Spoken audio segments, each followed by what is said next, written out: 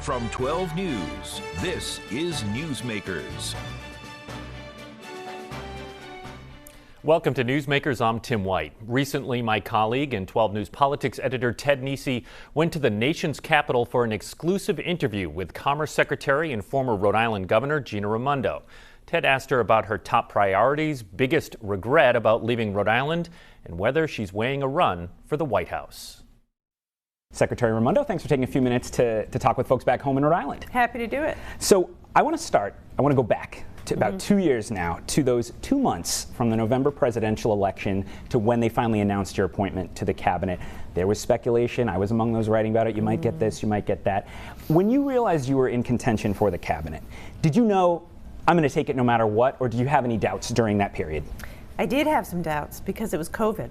You know, I was still running the state in COVID. We still had the emergency hospitals at the convention center set up. So I definitely had some doubts about leaving midway through my term. But the more I talked to then President-elect Biden, the more I became convinced that I had to do it. Tell us about the moment you got the call. How does it work when you find out you are going to be appointed to the cabinet? He and I had a number of conversations, and of course I met with his staff. I had gone through the vice presidential vetting process, so that, you know, I had been talking. Which is very, very rigorous. Yeah, I don't recommend that for anyone. That is not a fun experience. But the moment for me that I knew I had to do it, I was at my house on Morris Avenue and talking to the president, and he said, I want you to come work with me and bring back American manufacturing. And that was it. Something you talked about a lot. Yeah, I mean, you know my personal story. You know, it was hard for me when manufacturing left. Hard for Rhode Island. Like Rhode Island story. I would see you still telling it in the papers. Because it matters so much. That is the story of so much of America.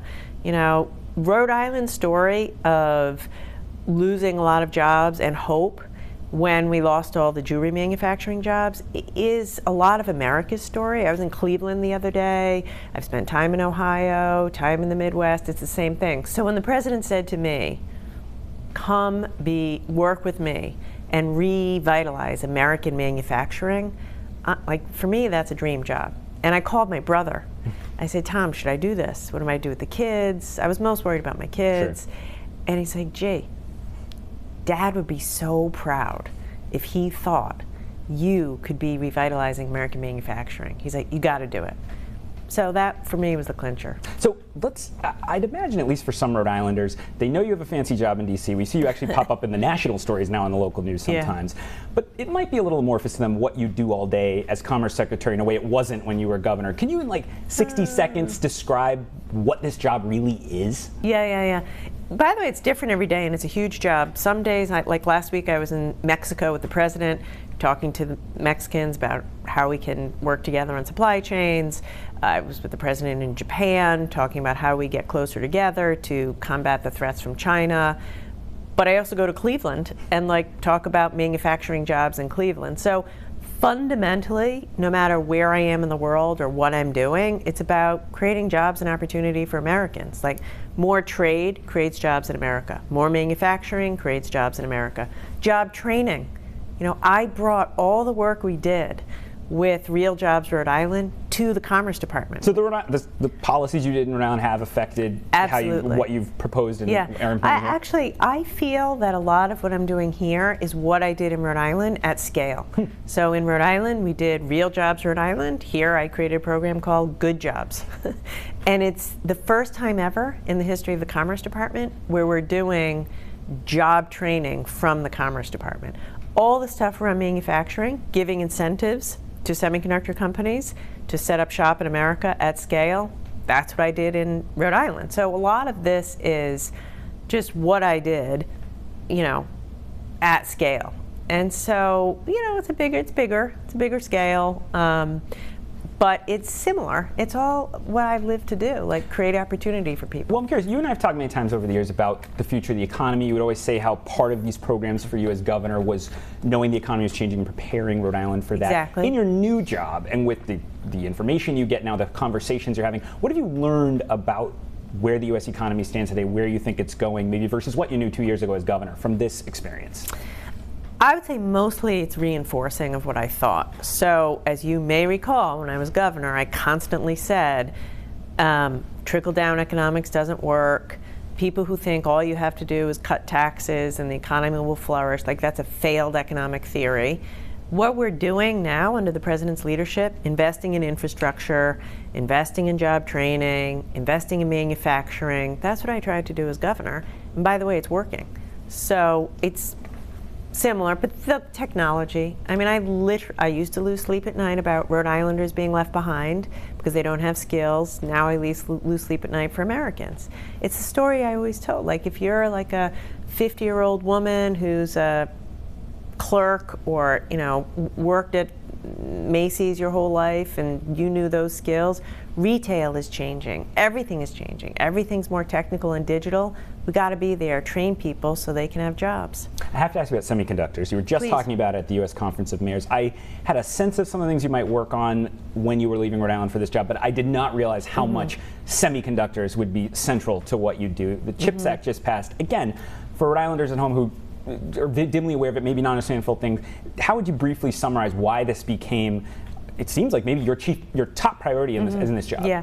COVID opened our eyes to how vulnerable supply chains were. I'm sure there are thousands of Rhode Islanders who during COVID couldn't buy a car or paid a lot for a car, couldn't get a washing machine delivered on time or a dryer delivered on time. It's because of chips. There were no lack of chips. So, like, I heard from Rhode Islanders, they would go to the store and the reason they couldn't get their refrigerator was because of a chip backlog, because they were all made in Taiwan. And we realized, hey, wait a minute, we're too vulnerable. We got to make this stuff in America. So I think COVID made the president more aware, Congress more aware, certainly me more aware of you can't be a strong country and buy 90% of these chips from Taiwan. You have to make enough in America. But I feel like we heard for a long time people saying onshoring is necessary. We need this for national security, for economic reasons. And yet we saw things continue to go. Do you think chips can really reverse the tide, or is it that combined with the rest of what's happening in the global economy? Do you really think it's a really to scale it's going to change? I do. Just back to what I said though, COVID was such an eye-opener. I mean, really, we weren't talking about supply chains 3 years ago. Now everybody's talking about supply chain disruptions. So COVID made us realize how, how vulnerable we were. All the jobs, went to China and Taiwan. Chips is a big deal. Chips really will bring back manufacturing because it's not just the factories that are coming back. Then they're going to want their suppliers to come back. All the research and development will come back. Colleges and universities will start training programs. Purdue just announced a semiconductor engineering master's degree. So you're going to start to see that whole ecosystem build out. Turning back to Rhode Island and your time as governor, you have a little distance from that experience. You have a new experience to reflect on it with. When you look back from your perspective today, what are you most proud of, and what's your biggest regret? I'm most proud of just kind of breathing a little more life into the economy and hope, because when I took office, it was tough. Like a lot of people were unemployed.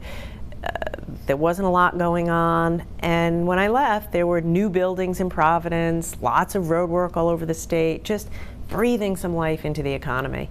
I regret leaving before I could make a big impact on Providence schools. And that's still a huge issue as we speak today. That is my biggest regret. I made a bold move with the state intervention, and I wish that I had had the time to see it through, because it's tough, and I feel for those kids. So we're sitting in Washington talking about the Providence schools. That's still in your mind as one of the most important tasks in the state? Without question. Without question.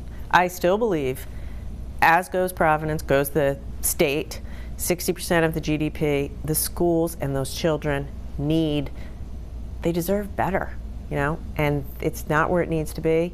If I were still governor, if I had had the rest of my term, I would have put a ton of time and energy into making those schools better. As we wrap up, I have to ask about your future, because people ask me about it all the time, so while I'm in front of you, I'll ask first and foremost. Everyone wants to know, so President Biden says he's running for president. We're going to put that aside. He's running. If he is running for election, as he says, there will still be more presidential elections after that. Could you see yourself running for president down the line? I don't know. I am really, really totally focused. Not a no, but not a yes either. I mean, the president's amazing. I love working for him. He's going to run, and I'm excited to help him get reelected. As for me, I have a lot of work to do. I will say, and you know this, I like implementation. I'm a hands-on manager.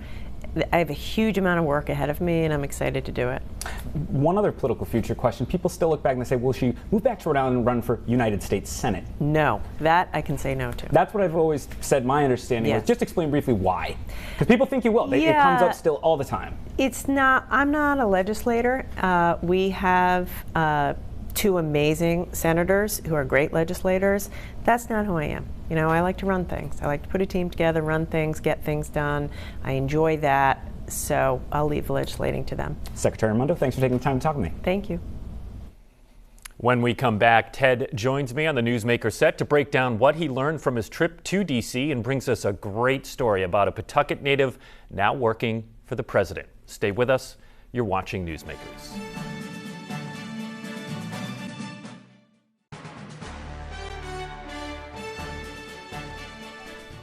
Welcome back to Newsmakers. I'm Tim White alongside 12 News Politics editor Ted Nesi. We're doing a Washington, D.C. show because Ted came back from the nation's capital after a sit down with Commerce Secretary Gina Raimondo. Ted, first I got to ask you, did any travel headaches? You know, took Southwest. You and we took American, luckily. You took American. We did, yeah. You and chief videographer Corey Welch went down. Yeah, it was smooth. I mean, it was smooth. We were a little. We went down the day before we were interviewing the Commerce Secretary because we were like, what if all our flights get canceled? We'll have to take a train or something. Yeah. But we got down there fine. It really, knock on wood, it wasn't bad at all. And it was kind of funny. On my flight back were Senator Jack Reed, New Bedford Mayor John Mitchell, the new mayor of Newport, and top aide to Secretary Raimondo. So they had the U.S. Conference of Mayors happening. Exactly. So there was it was a full Rhode Island plus Southeastern Mass on the flight. All right, let's revisit your interview with Commerce Secretary Gina Raimondo. The full interview we ran on the first half of the program. What stood out to you most? You've covered her for a long time. We've covered her for a long time. You had a short window. Well, what stood out to you most? I mean, a couple things. First of all, you know, as a reporter, it is still a little surreal. You know, I think there are a few people you and I have covered more closely than Gina Raimondo over the last 10 years in her time in Rhode Island.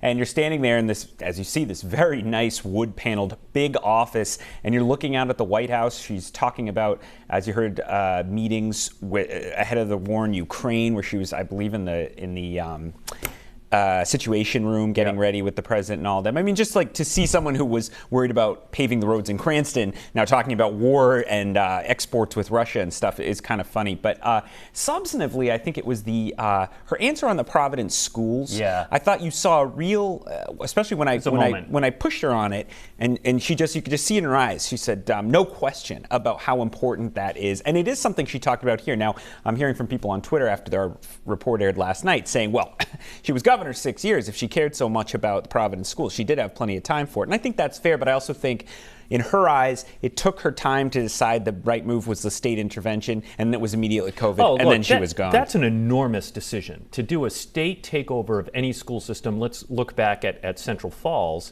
when that happened. I mean, these are gigantic decisions where you're usurping the authority of a municipality. So that is something that and as we've heavily. seen since, very, very hard. You know, clearly RIDE doesn't have the answers anymore than the city schools did, at least so far. So that was, and of course, as a lot of people are talking about the answer on running for president. Well, Sunday. that was my next question. You know, that was obviously another moment. Her answer was intriguing on that. You pushed her. That's not a no, and she says, yeah, but it's not a yes either. I will say the more interesting thing to me was her visceral reaction to running for to U.S. imagining herself in the U.S. Senate. Should Senators Reid and White House be insulted by her answer? I think she just knows. I mean, I will give her a little credit for knowing herself well enough. She just thinks she would hate that job. And of course, you could say, well, it's presumptuous to even talk about that when it's such a high-level job. But once you're at that level of politics, you have to kind of know, you know, do I want these jobs, or am I just running for them because I'm somebody who has kind of the fundraising capacity and the network and maybe the name recognition to try for it. And she's always said that. A lot of people have not believed it. I've said it myself over the years from talking to her aides that she would have no interest in that. So I did want to get her on the record because you never know.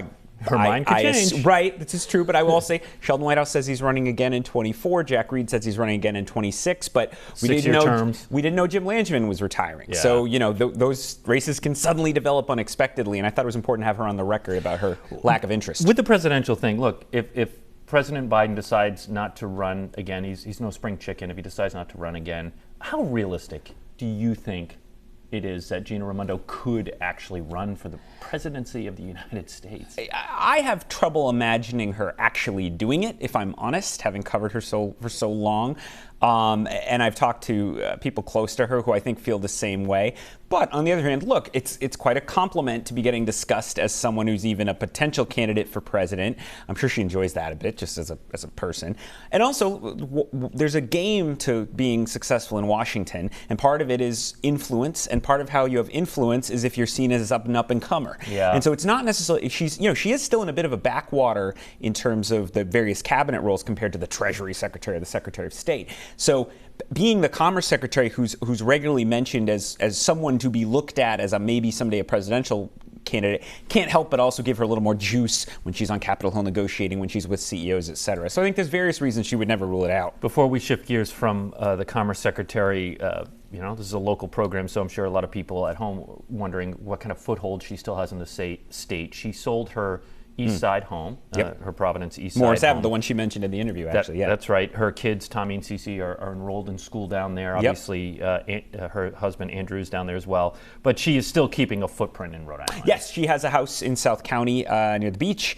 She spends a lot of time there. She actually uses the NOAA building as on the URI Bay campus. That becomes the Commerce Secretary's regional office. Because NOAA falls under. Because NOAA is one of the... She has a lot of... The Commerce is interesting. I can't say I knew a lot about the Commerce Department until someone I covered was going there. But there are so many different things, from the patent office to NOAA and the weather service and the export controls. But one of them is NOAA, so that means she can use that building at the Bay campus at URI. Did you get the impression she was homesick? I think she comes back a lot. I think she stays in close touch. I mean, there's plenty of Rhode Islanders down there. Just last week, Speaker Shekarchi posted a photo of himself with Secretary Raimondo, Senator Whitehouse, and I think Congressman Cicilline at the black tie, very fancy alfalfa dinner. He was Sheldon Whitehouse's guest. So I think I don't think it feels as far away as it might. And frankly, I think in some ways she seems to like this job better than governor. She has a more clear portfolio. Whereas when you're the governor, ask Dan McKee, ask Lincoln Chafee, ask Don Carcieri, everything is your problem. It's freezing cold this weekend. That's your problem. The schools aren't good enough. That's your problem. She's narrowly focused on commerce, and that was something she'd like to focus on as governor. Absolutely. She was, the Commerce RI, whether you think she did a good job or a bad job, no one would argue she didn't spend a lot of time on that agency, and she's doing that kind of work. She mentions it there, Real Jobs Rhode Island is something she thinks about at Commerce. So it's interesting to see, and I'm just curious to see where it goes from here now that she's established herself with a foothold in D.C. Yeah. I want to shift gears because I would like to play the story, which I thought was great. You and Corey visited another Rhode Islander down in D.C., a Pawtucket native now working for the president. You filed this report from that trip. Is it still impressive to you to work here? Yeah, I mean, this is amazing. When Gabe Ammo shows up at the office each morning, he finds himself at the most famous address in the United States. There's the entrance to the West Wing. So you go into there, the Oval. Which way would you head? You would take a left. Yep. And if you didn't know where you're going or asking too many questions, they'd probably send you. Ammo serves as a special assistant to the president, acting as the Biden administration's liaison to the nation's mayors. Is there another Gabe who has a different part of the country, or do you have the mayors and county governments for all 50 states? It's shocking, but it's all of them. Whether it's your snowstorm or your wildfire or your mass shooting, I'm often one of the first people in the federal government that somebody is hearing from.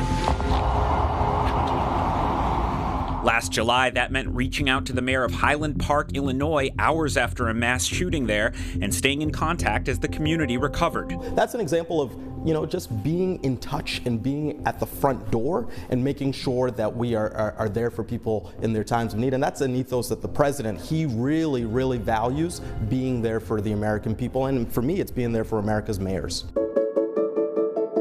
Ammo has come quite a ways from his years growing up in Pawtucket. The son of immigrants from Ghana and Liberia, he thinks his parents helped spark his interest in politics. Where did it come from? When did that start for you? I don't know. I think my parents, my dad in particular, consumed a lot of news. So I sat a lot in front of the TV watching news. He got his start in politics as a volunteer, licking envelopes for Attorney General Patrick Lynch, then landed his first paying job on Sheldon Whitehouse's 2006 U.S. Senate campaign. Ammo went on to work for President Barack Obama, Governor Gina Raimondo, and now President Biden. It'll be a long night. I hope I'm home before midnight because we have a big day tomorrow. On the day 12 News visited, Ammo was preparing for the president to welcome more than 300 mayors to the White House. His day began at 6 a.m., and he didn't arrive home until after midnight. I don't take for granted the opportunity to serve, and it might mean some late nights, but I catch up on sleep just like everybody else on the weekends, on the federal holidays, and the times where appropriate. Unless there's a blizzard coming somewhere. Unless there's a blizzard, and then you're back on the conference calls. Great story. I love when you can peel back the curtain and things like that. I have to ask you before we move on to other things. Gabe Ammo, do you see him running for office back here in Rhode Island? I think I'd be surprised if he didn't someday. Yeah. There were even some people wanted him to run for the 2nd District seat when it opened up in Congress last year. He looked at it a little privately, but I decided. And then saw 85 people were running for that as Democrats. Right, exactly. And frankly, there was that concerted effort to push everyone else out and clear the way for Magaziner by some poobahs, and here we are. Yeah. All right. So you and the Rhode Island delegation were like 2 ships passing in the night. Yeah. You were flying down to D.C., and most of them were coming back here to Rhode Island. So they weren't down there. But I do want to kind of tick through them because there's a lot happening right now, and you cover them closely. Let's, of course, start with our senior senator, Jack Reed. Last year at this time, we were talking about the possibility that he would lose his chairmanship because the Republicans would take the Senate. That didn't end up happening. He kept his grip on the gavel for the Armed Services Committee. And with a war in Ukraine, that has become a very high-profile gig. Even more than usual, right? And and you see here some video. Some of this is Reed in Ukraine, his recent visit, along with D.C. Senator Angus King there with him, talking to Zelensky. This is going to be thornier than maybe we thought, because there is a minority of the new House Republican majority that is opposed to the huge amount of American aid that's been going to Ukraine. Reed, of course, strongly supports that. There is bipartisan support in both chambers from a lot of people to continue that, but they're going to need to round up the votes if they want to keep providing aid to Ukraine in the House coming up. So I think that's going to be something Reed's going to be focused on. And I think he struggled with the decision, a big decision, and this is the type of granular work that you would do in the Armed Services Committee. Do you send a dozen Abrams tanks over to Ukraine? In the end, they decided to do that, and he was worried about, again, real nitty-gritty stuff. Well, those run on jet fuel as opposed to diesel like the German tanks do. All of that, and I think to nudge Germany, Jack Reed decided, yes, we need to do that. He's also worried about something we're not used to worrying about in the States, which is the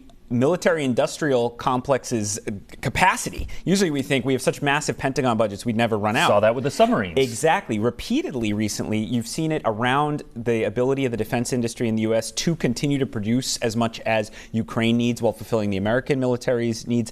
And this controversial deal the U.S. has to build subs for Australia, Reed tried to quietly send a letter, it leaked, that expressed concern about whether the U.S. defense industry has the capacity to build those Australian subs, including right here in Rhode Island, along with the subs, I should say, I don't know if the Australian subs will be built here, but as part of sub capacity here in Rhode Island, where they can do that. So Reed's actually, I think, has some concern about, are we positioned at the moment to continue to be the arsenal of democracy for a European war and keep the Pentagon going? It's a complicated but fascinating story. We're going to move on from it, but I mean, not only did he tick off the Aussies, the United States ticked off the French, who was going to build those submarines, and so it's really fascinating. All right.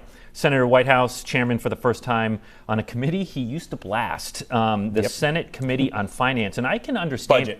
Budget. I can understand his early criticism of the committee because the House holds the purse strings here. Well, and the Budget Committee was created theoretically to rationalize kind of how do we decide across the federal government how much money should be spent. This was happening in the 70s. But in the end, it's never really taken control from the appropriators. Jack Reed is actually one of the appropriators. But Sheldon White has said this committee is useless. He's been serving on it for years.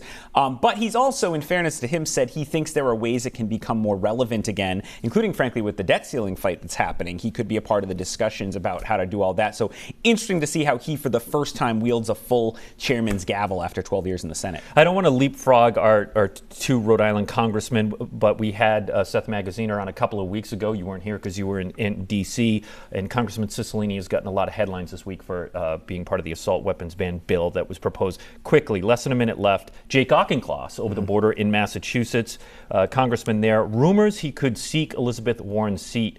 Would that be a crowded field? This keeps bubbling up. Yeah, Senator Warren has said she is going to run for re-election to the Senate in 2024, but with talk still continuing that Biden maybe won't run again, would she run for president, opening up her Senate seat, or would Jake Auchincloss even primary her? I am skeptical of that, but this is coming up enough that even though Jake Auchincloss just got to the United States House a couple of years ago, clearly he's ambitious, clearly he's trying to position himself for something more, and he is being watched closely by a lot of people in Massachusetts. Well, Kennedy primaried Markey. So and we know how well that went. Yeah, exactly. All right, Ted's interview with Secretary Gina Raimondo is online, WPRI.com. Don't forget to subscribe to our podcast. We'll see you next week on Newsmakers.